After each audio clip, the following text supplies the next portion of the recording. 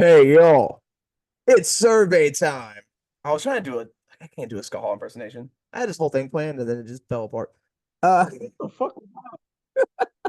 do you want to listen to the other podcast or do you want to listen to Squared Circle Speak? Hello, Good Lord. welcome to another Squared Circle Speaks on WWE. I am Ryan. With me is Nathan, and we're going to be talking about the week that was in WWE from June 3rd through June 8th. So we're going to be talking Raw, SmackDown, NXT, and all the crazy news that we got coming regarding contracts. So that's about all you're seeing now with WWE news is contracts. Apparently, everyone's leaving. Yeah, it sure seems that way. If you read the dirt Uh, sheets, that's it. Everyone's gone. So those have no one left apparently. Because Drew McIntyre was 100% leaving, and we saw how that turned out. So yeah. we'll throw that out there. But let's start with Monday Night Raw, as we always do. The Monday show that drags on and on and on some weeks. Nathan, your favorite person kicked off the show. Liv Morgan talked. How'd you feel about that? She wasn't as annoying this week as she usually is. She's doing a little better character work, but still gotta lose that nasally voice. I know it's her voice, so she can't, but still, something's gotta happen because, Change good your Lord, voice, damn it. change your voice. Luke Harper, change your voice. Liv Morgan, change your voice. But yeah, it was something. It wasn't horrible, and No. then with the she had some good character work with the rest of the Judgment Day in this Yeah. episode. Yeah, it started off with her and Dominic, and she basically she said, Dominic, I know you didn't come out there to help Becky. You came out there to be closer to me. And she said, I want to take everything from Rhea, and that includes you. And then Finn Balor kind of got involved and was like, yo, yo, yo, yo, yo. Like, no, like, he don't want you. None of us do. And then she kind of left at that moment. But they teased the tension between Liv and Dominic, um, which was cool. The first match of the night was Sheamus and Ludwig Kaiser going one-on-one. Ludwig Kaiser actually gets the win here. I did not expect that. Really cool to see Kaiser get his moment here and beat Sheamus. Yeah, that was a Beat really him good like match too. beat him Uh, clean. yeah, apparently this match got so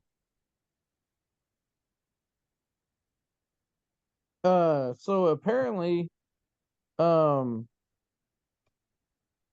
apparently this match got a big praise backstage too. Oh, this was a great match. This match was awesome. These two work well together. And yeah, Kaiser with a big, basically clean victory over Sheamus. Uh I mean, we talked about this before, but I could definitely see Kaiser getting a singles push either as a heel or he could probably be a good babyface too. But I could see him getting a really good push here and maybe once this Intercontinental title story is done with, he could move up into the IC title reign because he is awesome. He knows and he's a good character. And I love Ludwig Kaiser. And so this was a great match. This was Yeah, might be his breakout moment. He might start getting a singles push now. hopefully because he kind of deserves it. He busted his ass and had really good matches all the time. And then we had some more Judgment Day and Dragon Lee stuff, and then we had Finn Balor versus Dragon Lee, another pretty good match. These two, Finn Balor can have a good match with anyone. What happened to Dragon Lee though? I mean, he comes in with all this hype, and I don't think he's won a match in a long time. Yeah, I don't know if it's some kind of thing where they're trying to, I don't know. It seems like a lot of the luchador wrestlers are, I don't know, they're all wrestling each other and they're all like, you know, not not really in I don't know. It's like they all get booked for a couple episodes and then they're gone for a couple episodes. Yeah. I don't really understand what's going on with all that. Andrade had some tweets that were people thought he was upset, which he did wrestle on speed, so I can't blame him there. Um, Yeah, but but he was he, on SmackDown, so I mean, yeah, he was on SmackDown after those tweets, so I don't know if that was to make up for it or what. But yeah, it's just really weird the way these guys are being booked because yeah, I mean, Dragon Lee, Andrade, those two especially, and not also Angel and Humberto, man, those are four of the best, you know, four guys that can really go, and they're not that old, and I would be taking advantage of them, yeah. because you know here's the thing. I'm gonna go on a little tangent here for a second because WWE, I know a lot of it was Vince McMahon, but even with Triple H, because it's happened with Johnny Gargano and Ciampa, but you got these guys who are already good. I can understand if somebody's okay and you want to build them up because they need to work on some stuff or whatever. But a lot of these guys are already good. And I feel like their talent gets wasted because they get stagnant and then they don't get pushed. And then when they finally do get pushed, they're all the way in their almost in their 40s. Like Chad Gable, Ryan, Mm-hmm. is having the best run he's had right now, and it's just really starting. I mean, he hasn't really met his full potential yet, even Yeah. because they haven't really gave him the run yet. Like if they're starting it right now, you can see it, but are they going to do it? Because we got the contract stuff we'll talk about in a little bit. But he's 38 years old, Yeah. and it's like, man, you had him in his early 30s, and he was back. He was ready, and you didn't do anything with him for like 8 years. Yep. And now it's like, okay, we're finally going to do something. And it's like, why do we do that to these guys? Well, I don't understand. Wouldn't you want Gable, wi- wouldn't you want young talent, yeah. that you can have forever? I mean, look at Randy Orton. Don't you want a lot of Randy Ortons? I mean, I don't understand it. The thing with Gable is, and we both commented this when we first saw him in NXT. We were like, man, this guy is something. Like he had the presence about him when he was first in NXT, before he was even in a tag team with Jason Jordan. When he was like first make, you could just see it. And I can't believe that we have waited this long. That was like 20, what, probably 14?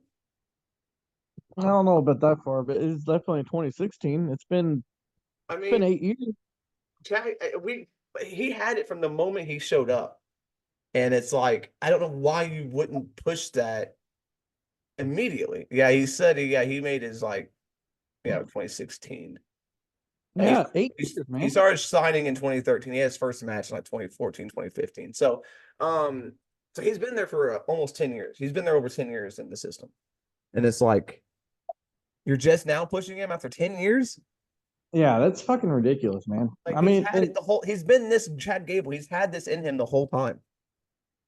Like you just had to unleash it. And I can't believe that we're waiting this. I mean, I am so happy and I hope he's, talking about contracts earlier. He is one that's due up. Reportedly they have offered him a big contract to stay. So hopefully he sticks around. I do not want to see him leave WWE. Um, I just feel like going somewhere else, he's just gonna be doing what he was doing before and just, you know, not yeah, and it just I don't know, man. I mean, we don't need to go on too much of a tangent here, yeah. but it's just they've done that with so many people. Bray Wyatt, you know, friggin' Chad Gable. I mean, the Los Lotharios, dude, like the Humberto and Angel Garza. I mean, dude, they've done nothing with them, and they've been. And Angel Garza looked like he was ready. He could be the next Eddie Guerrero when he came in. Angel Like Garza is amazing. he had that gimmick where he was, trying to flirt with all the chicks and Yeah. stuff, and And I mean, he looked like a young Eddie Guerrero. And when he won the And cruiserweight title, I was like, this is it. This is his starting point, and he's gonna take off. And then hasn't done anything since. I mean, he has character work. He can speak perfect English. Like I don't know Yeah, what the fuck they want, yeah, he but could have been the next but Guerrero. yeah, you. I mean, they've done that a lot in Dragon League. I feel like they're gonna do the same thing because that dude is clearly capable of being the new Rey Mysterio. Yeah, he can speak English too. And nothing. I Yeah, I disappointing. don't know, man. Hopefully they turn it around, but very disappointing right now seeing the booking of some of these people. Yeah. Um, And and don't even get me started on Ricochet. I mean, goddamn. yeah, we'll get to that later. After the Finn Balor match, we had the Sami Zayn Alpha Academy segment. Sami Zayn called out Chad Gable, but instead, Maxine, Tozawa, and Otis came out. And Maxine read a statement from Chad Gable. Maxine did pretty good in this segment. Keep her out of the ring. She's good, like not wrestling. Yeah, she's getting better. She's getting better. That's her gimmick. But Sami Zayn basically said, okay, you know what? I'll defend the Intercontinental title against Chad Gable at Clash at the Castle. And then Gable attacked him from behind, beat him up. And so Maxine was, during this, fell off the apron. And Sammy was like concerned for her. And then Otis hit Sammy with the world's strongest slam. And Gable posed with the IC title. Right. So, Chad Gable looking strong heading into next week's Clash at the Castle. Then we had Ricochet versus Braun Breaker. This match went longer than other Braun Breaker matches, but Braun Breaker destroyed Ricochet. Yeah. Holy crap! He hit a Frankensteiner off the top on him, and then he hit the spear. And then after the match, he hit him with another spear like into the steel steps. And then he was gonna hit him with the ring steps, but Ilya comes out and fights off Breaker. So it looks like we are going to get an Ilya Dragunov Braun Breaker feud again, which they feuded in NXT and the matches were great. So and speaking of Braun Breaker, reportedly, once they move to Netflix, Braun Breaker is going to get a massive push and is going to be one of the faces of the show. So that's the reports. They said that once they moved, that higher ups are impressed, and that they said with his age and the way he can move, that he's probably going to be featured heavily on Raw when they move to Netflix. Which I can't say. I mean, it's not a bad move. Like, he's pretty damn good. So then we had Kiana James making her in-ring debut on Monday Night Raw against Natalya, another person whose contract's reportedly coming up very soon. Kiana James does get the win here. What do you think, Nathan? Were you a fan of Kiana James's debut match? I don't think Keanu James needs to be on the main roster.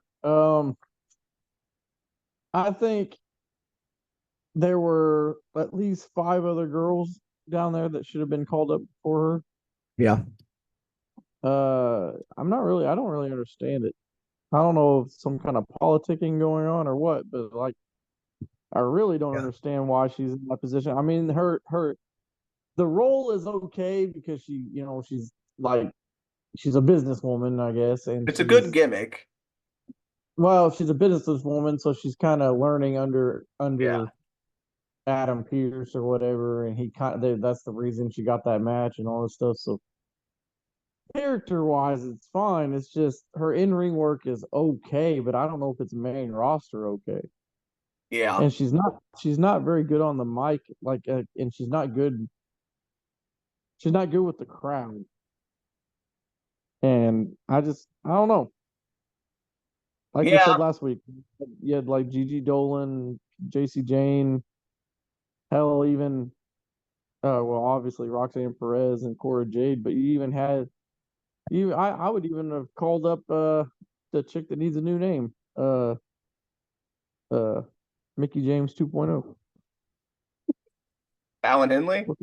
Yeah, Fallon Henley. I probably would have called up Thea Hale too, honestly. Oh yeah, definitely through hell, yeah. Because there's a built-in story of her being the ultimate underdog because she's still only like 19. So, I so yeah, know. I don't know. We'll see where that heads. Braun Strowman took on Carlito. This was because Damian Priest said, "Hey, told Carlito if you want to join Judgment Day, you should challenge Braun Strowman to a match." And Braun Strowman won. What the fuck? Again, I can't complain too much. It is Carlito. He's older. He's probably just there to put people over. But kind of sucks. He comes back, and Yeah, then this is what he gets to do. yeah, it's really weird though that I wonder if that's what they told him he was going to be doing when he got signed. Because Yeah, yeah, that's what you expect to do when you're that age. But at the same time, he hasn't been in the WWE in so long. You think they would have let him have like I one don't know little run. some some kind of run. I know it's a little crowded on the main roster, but still. But he's one of those Spanish wrestlers, Ryan. He's one Yeah, of the Latino wrestlers that I don't know. I don't know if I was Triple H, I'd be changing that booking philosophy because you don't want that kind of narrative about you. yeah. I mean, none of them Uh, are really doing much right now. I mean, Damian Priest is Puerto Rican. He's world champion, so I guess. yeah, But yeah, it's weird. Again, they never really played off the LWO Carlito feud yet either. yeah. Like Ray and Carlito wrestled once on Raw, and that's it. Like they haven't really. Nothing happened. He turned on him, and they just were just like, okay, whatever. Weird. Like I don't know. Then we had Bianca Belair and Jade Cargill defending the women's champion tag team championships against Baszler and Stark. This was a pretty good match, but then Bianca Belair and Jade Cargill won.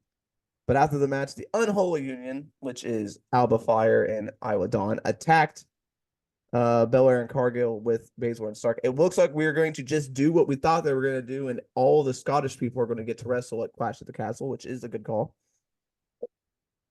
Uh, because it It looks like, is, but I got a question. yeah. At what point does it become cliche? I mean, I'm almost there now. I mean, we had Because Zelina Vega wrestle in we Puerto did Rico. we did it in Puerto Rico, we did it in Australia, Yeah. and now we're doing it here. And it's like if Maurice would have been able to wrestle, she probably would have wrestled in France. I'm just saying. I don't know. I'm surprised Renee Dupree didn't come back. Yeah. But I was about to say that. I don't know, man. Do you I don't think know. Kaiser and Gunther? I mean, I know they're not from Berlin, but Kaiser's German, though. No, yeah, Think yeah, Kaiser's I going to get a guarantee. title match in Berlin? I think so. I think he gets an IC title match. I mean, it is getting kind of ridiculous. I understand the reasoning. They don't get to wrestle in front of their fans and friends and family that often. So I get it. You want them to wrestle when they're in the country, but it's like we all know who's probably going to win. Though they're all going to lose. Yeah. So I don't know, but that looks like where we're heading. And we got confirmation on SmackDown that Piper Niven's going to wrestle for the women's championship. So Jey Uso cut a promo, just basically said he's going to win Money in the Bank. Yeah. Just I guess It he got cut gets. off. It looked like he got cut off early too. Like he looked like he was gonna say some more stuff, and they just started playing his music. Yeah, Triple H's like, all right, we're done. So I guess he could just name himself, Money in the Bank. That's cool. Yeah, it's No number qualifying one. needed. You got get your perks of being number one. The Authors of Pain took on the New Day.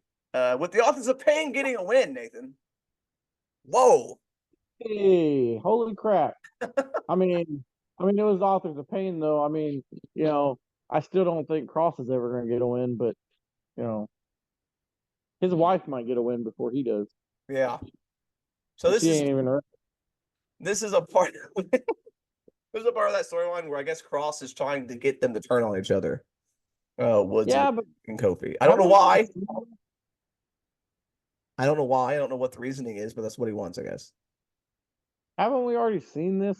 Yeah. I mean, yeah, pretty much. Yeah. I, does he? I don't understand it, man. Like he's got a look. but I feel like that's all he's got.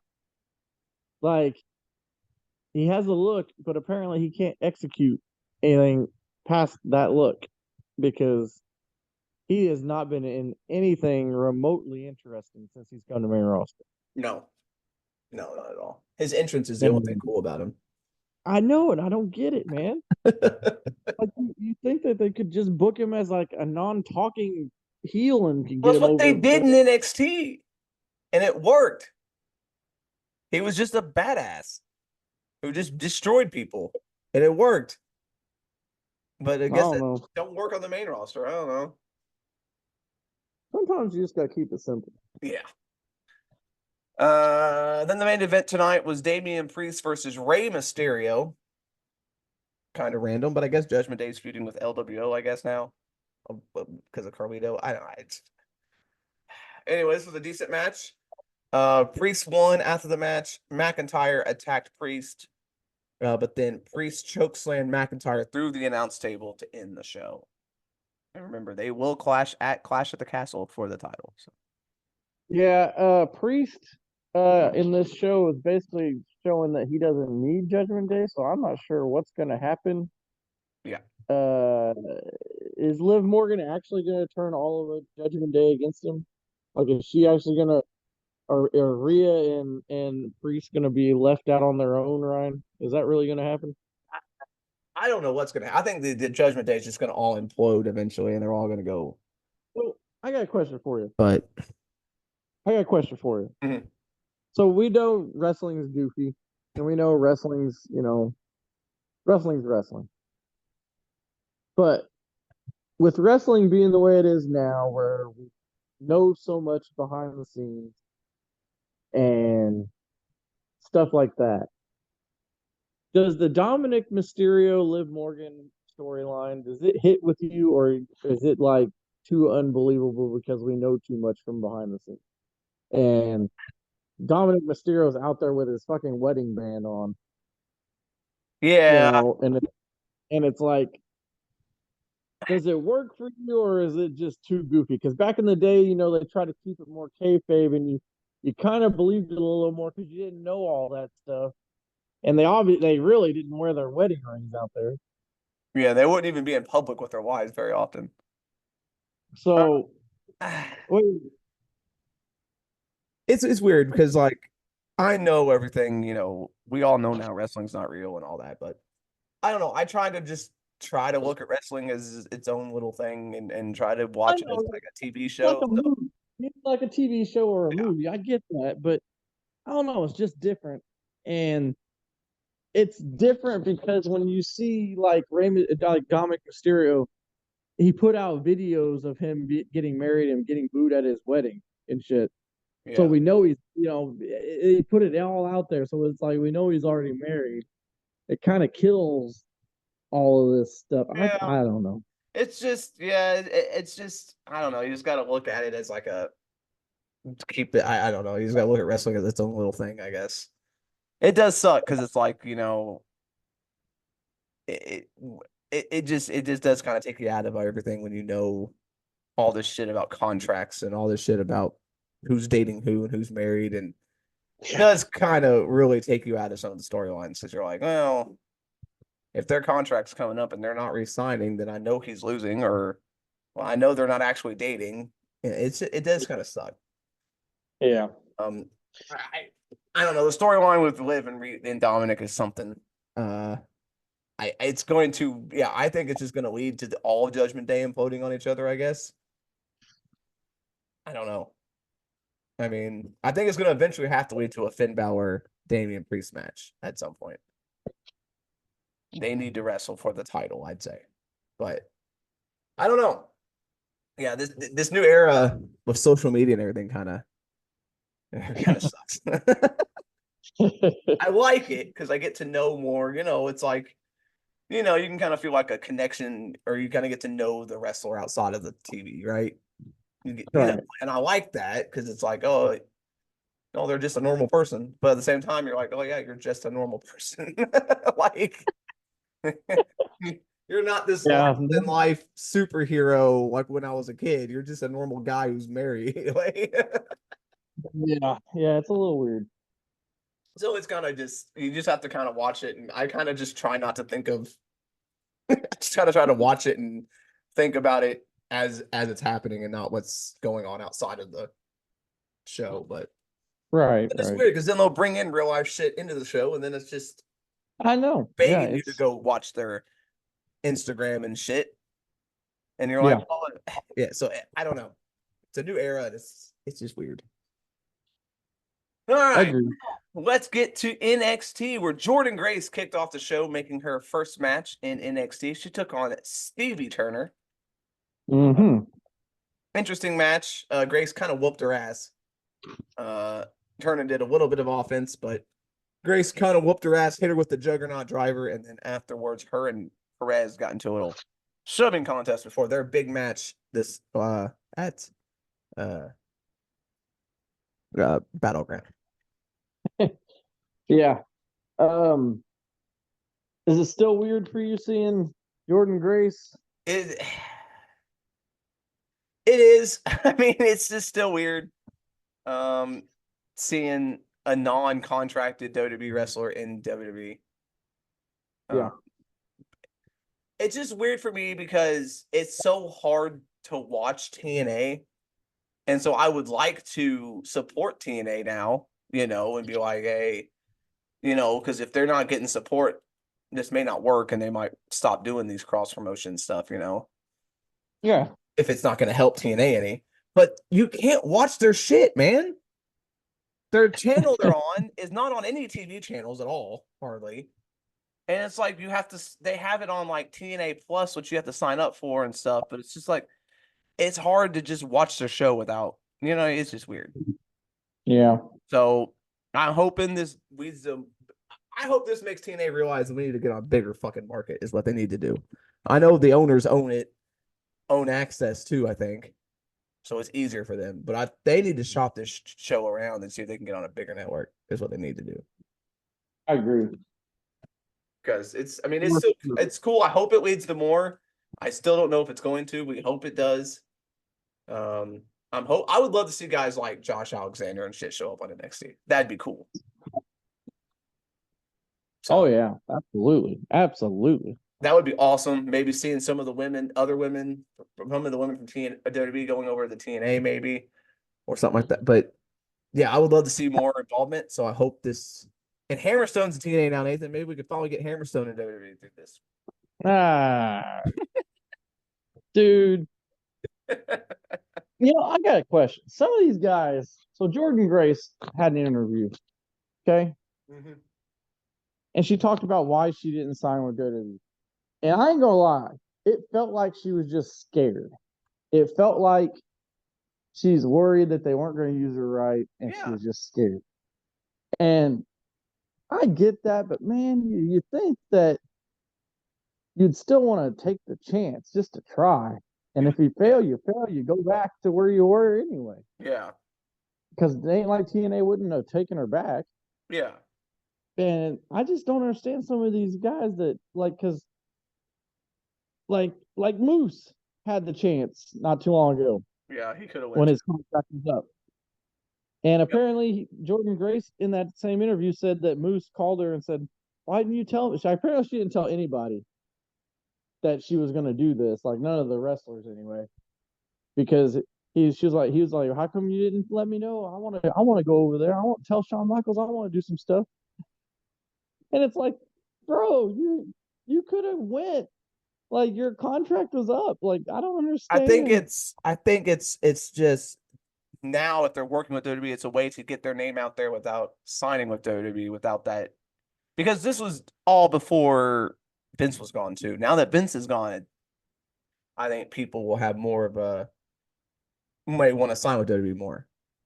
But when Vince was there, they all kind of saw what was happening with all these independent people coming in, and yeah, they were probably scared because they were like, I'm gonna go there and they're probably not gonna like me, and then I'm gonna be fired. And but now it's like, it's different, I guess. But I'm hoping it changes because and it sucks too because like I like wrestling to thrive, and if WWE and AEW keep signing everybody, then these other other companies aren't going to be able to survive.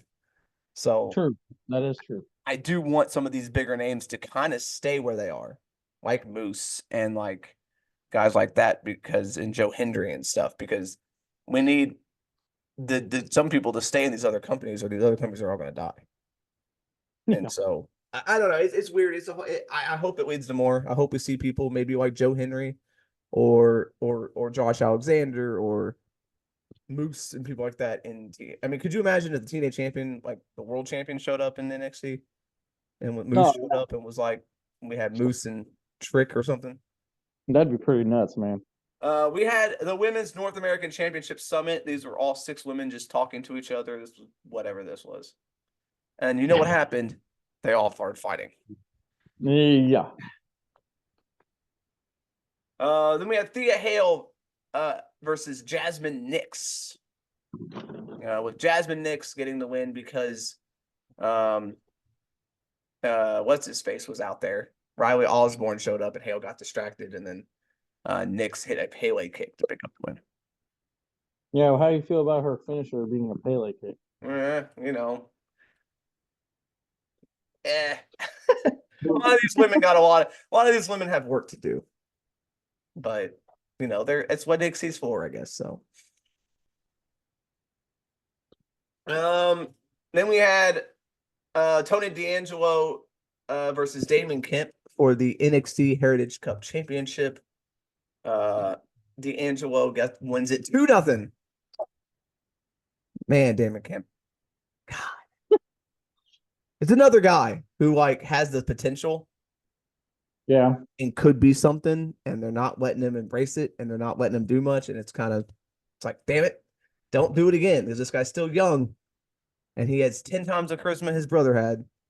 So let him do stuff. He was hilarious in NXT UK. Like he got to see a different side of him, and that proved that he can play multiple characters and multiple roles. So, right. Oh, I hope they get to do more with Kemp, because I really like him. We had Natalia versus Izzy Dame, with Natalia picking up the win. Why is she still down at NXT?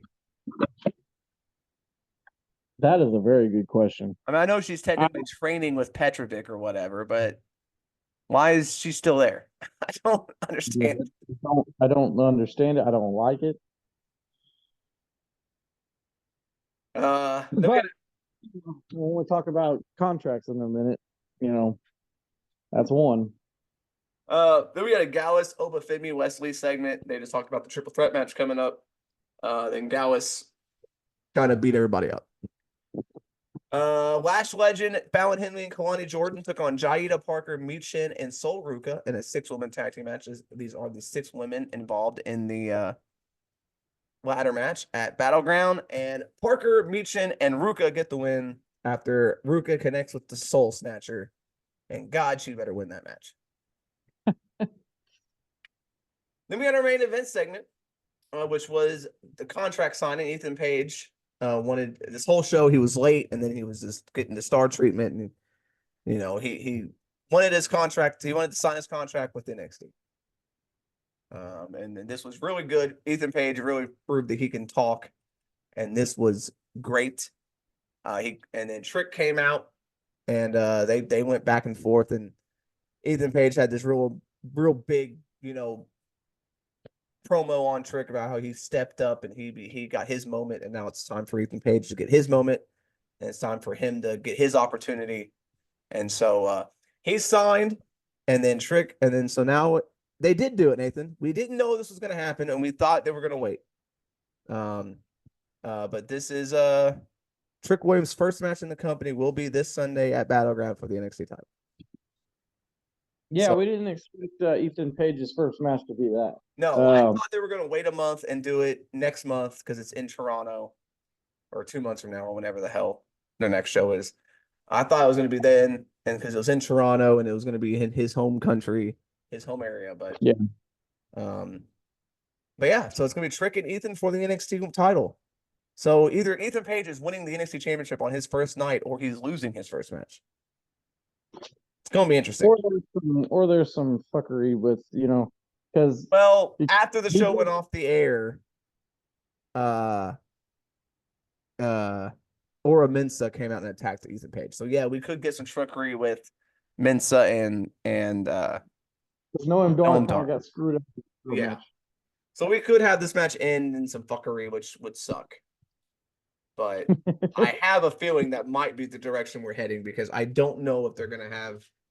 I mean, they could. Ethan Page could very well win this match and win the NXT Championship on his first night. Or he could very well lose this match. I mean, he's Or he not could. a huge. No, it's not like it's Kevin Owens. No, Like it's not like he's a big name, but he's not a big name. So right.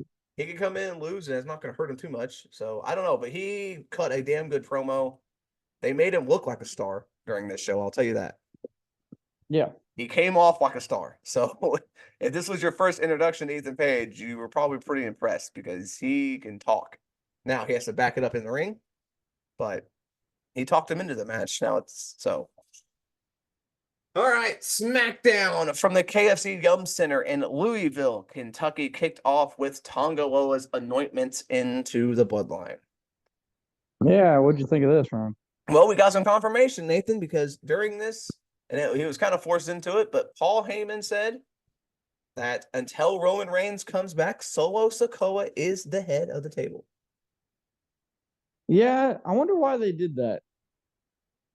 I kind of like the intrigue of who was actually in charge, and now it's just like, okay. Well, I think it's still with. I think it was Solo pretty much like they didn't show up. I think Solo was like you could tell Paul Heyman was kind of on edge this whole promo. Mm-hmm. So I think it was Solo kind of telling him to say that. Like I Right. don't So think do you think Solo's he just? actually at the head of the table, but he wants everyone to Oh, think he's at the head of the table. I think that's like no, Solo's like, you're gonna tell him I am, even though we're not. I got, You know, I like got I think it's a little they're gonna throw you off the scent, and then eventually The Rock and Roman are gonna come back, and then we're gonna have a huge thing. But I yeah, got so you. I liked it. It read the story on more, and the bloodline. You know, this new bloodline is way more dangerous, and Paul Heyman's kind of there unwillingly at this point, but he's there. So Yeah. then we had Jade Cargill and Bianca Belair versus Indy Hartwell and Candice LeRae. I feel like I've seen this match like 5 times now. And Cargill and Bianca win. They just wrestled at like Clash at the King and Queen of the Ring. Yeah. And so now they're wrestling again. I'm pretty sure they wrestled before too. Like these teams have wrestled each other like 5 times.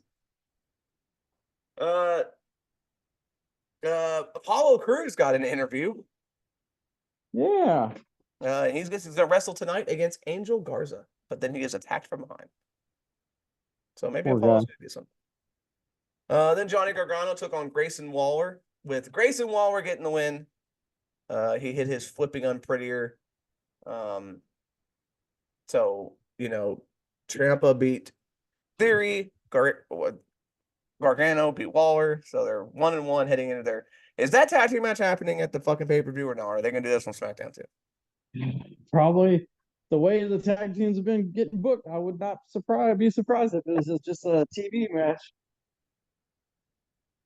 Then we had a Cody Rhodes AJ Styles segment. This was just them going back and forth, and basically the title match at Clash of the Castle is now an I Quit match. What do you think of that? Making Cody Rhodes and AJ I Quit. I mean, they had to step it up. They've already wrestled once, so they had to step it up to something. So, I know, but I'm not a big fan of I Quit matches. Me neither, but yeah, like you said, I get why they did it. I don't know, man. I don't like it because it's like, so is AJ Styles? Is he gonna quit and that's it? Or Yeah, I don't know. I don't like that stipulation. yeah. Man, if this is the last match we see of AJ Styles, I'm gonna be very upset. Dude, Yeah. God, I've watched his whole career, man. Like, I remember watching him in TNA, and this is it. Oof. Wow. But that match was made official. Then afterwards, we got confirmation that it will be a triple threat tag team match at Clash of the Castle. It'll be Jade Cargill and Bianca Belair defending against the Unholy Union and Shayna Baszler and Zoe Stark. So 2 Raw teams get the title match here. It's kind of shitty for SmackDown, but okay. Then we had LA Knight and Carmelo Hayes, a really fun match with LA Knight getting the win. And there's another guy. Carmelo Hayes. He gets called up, pretty high draft pick, and it's kind of just now floundering up there on the main roster. They're pushing him as like a main eventer because he's brought all these big names. He's fought Orton and Cody and now Knight, and it's like I don't know if that's hurting him or helping him. Yeah, I don't know. Because it's like, yeah, he's hanging with all these guys, but he's not beating anybody.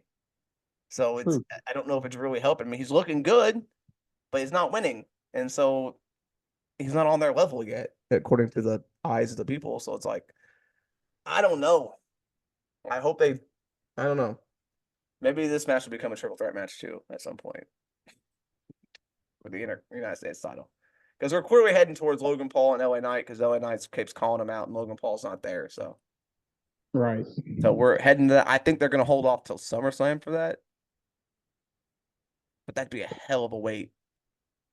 Yeah, I don't know if they can wait that long. that would be a hell of a wait. And then we had the Chelsea Green Bailey Piper Niven segment. This was basically them going back and forth, and basically Bailey talking about how Piper's going to get to wrestle in her home country in front of her fans and all that. So it was confirmed. It'll be Bailey and Piper Niven at Clash at the Castle. Yeah, I don't. I don't know, man. How do you see this going, Ron? Well, the thing is, Bailey's title reign has absolutely sucked so far. I hate saying that, but it's true. Like, he hasn't done anything, or she hasn't done anything. Like, it's like she was the second fiddle to the Naomi Tiffany Stratton feud. Mm-hmm. And now she's kind of, I mean, she's getting on TV now and she's going to get to wrestle Piper Niven, but it's like, I don't know. It hasn't been the championship reign I wanted her to have. Right. So I don't know. Uh, it'll be a good match. I think Niven and Bailey will probably have a really good match, but I think obviously Bailey's going to win it. I would think. I mean, unless they realize that if Reign's not working, then they make a change. I don't know. That'd be pretty crazy. Because it's like, unless Drew McIntyre wins in Clash of the Castle, all the Scottish people are losing. Like, you think Yeah. you got to have one of them win? You're gonna have 4 Scottish people in matches. Like, one of them needs to win. Yeah, that's true. Then we had a Logan Paul promo, and he was talking about LA Knight. He said that he's not there because he's competing in the World Tetris Championships. Jesus Christ. But he called LA Knight a hillbilly looking ass Aladdin. I don't know what that means. I don't know either. He said you're a walking catchphrase in a denim vest, and he said you're not on my level, so go back to the mid card. Mm-hmm. And then their main event was a 6-man tag with the Bloodline taking on Kevin Owens and the Street Profits. This was a typical 6-man tag in WWE. There was a lot of shit happening towards the end here.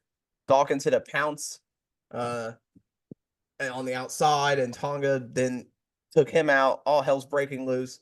Ford did a somersault plancha over the steel ring post, taking everybody out.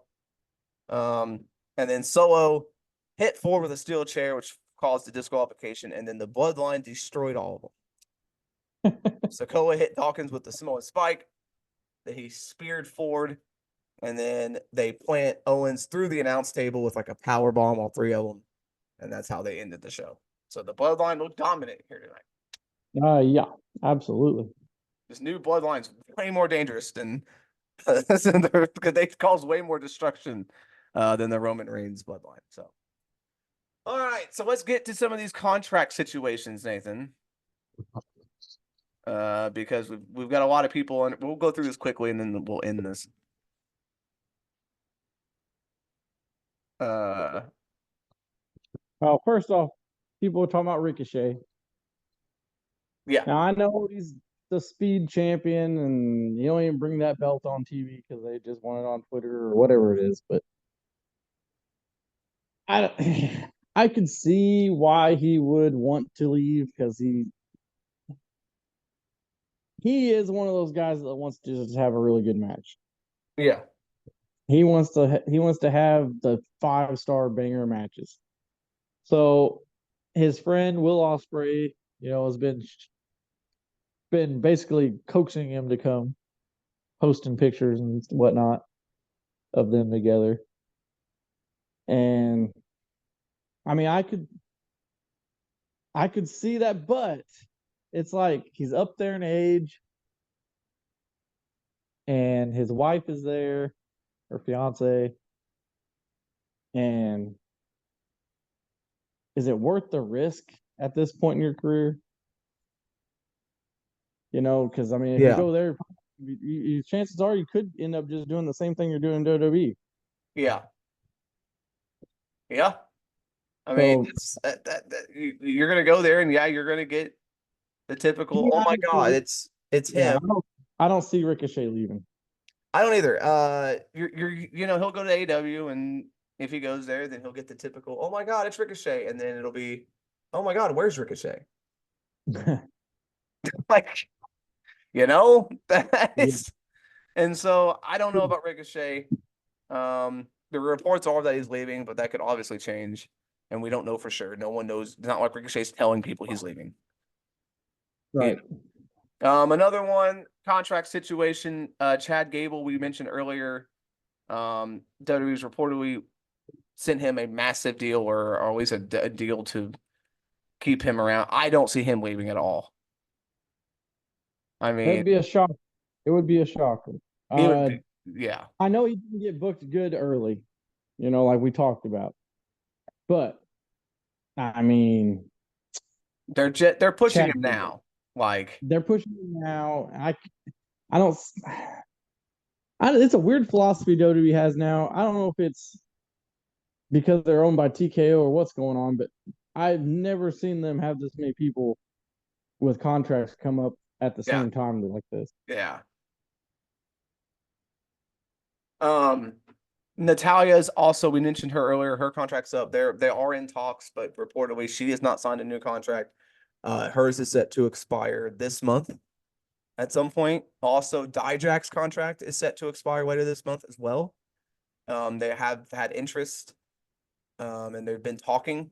There are negotiations, but again, with Dijak, a contract's not been signed yet either. And so, yeah, we got a lot of people here all right now in June with contracts up. Uh, You uh, think any of these people are going to leave, or you think they all just end up staying? the only one I could possibly, Humberto Carrillo's contract's also set to expire soon. I think And Angel Garza, both of them. Garza. So, um, I could possibly see Dijak leaving just because they haven't really been using him at all, and it's been kind of, you know, he hasn't really done much in WWE. So I could see Dijak leaving, and possibly Angel and Humberto because they're not being used either. But it would be a hell of a shock to see like Natalia, Ricochet, or Chad Gable leave, honestly. Yeah. But I think that's all the contract situations we got going on. It's insane. There's a new name every week. It seems every day it seems like there's a new name out of someone's contract. So Yeah, it's crazy, man. all right. I think that's gonna wrap up our WWE talk. Later this week, we will be covering our review of Battleground, and then we'll also be giving our Clash at the Castle predictions. So All right. that's next week, right? Not I mistaken. think so. Yes. Clash at the Castle Yes. is next Saturday, right? Yeah. I need to make sure that's right before. Yes, it is. Okay, that's not what I wanted. All right. June. It's June. Actually, it's June 15th. Yeah, June 15th. So it's next. Yep. So all All that's right. coming up later this week. So if you want to catch that, make sure you like this, make sure you subscribe to this, make sure you tickle that bell so you know when it's going to happen. So that way you can get more of this content. Thank you. Bye.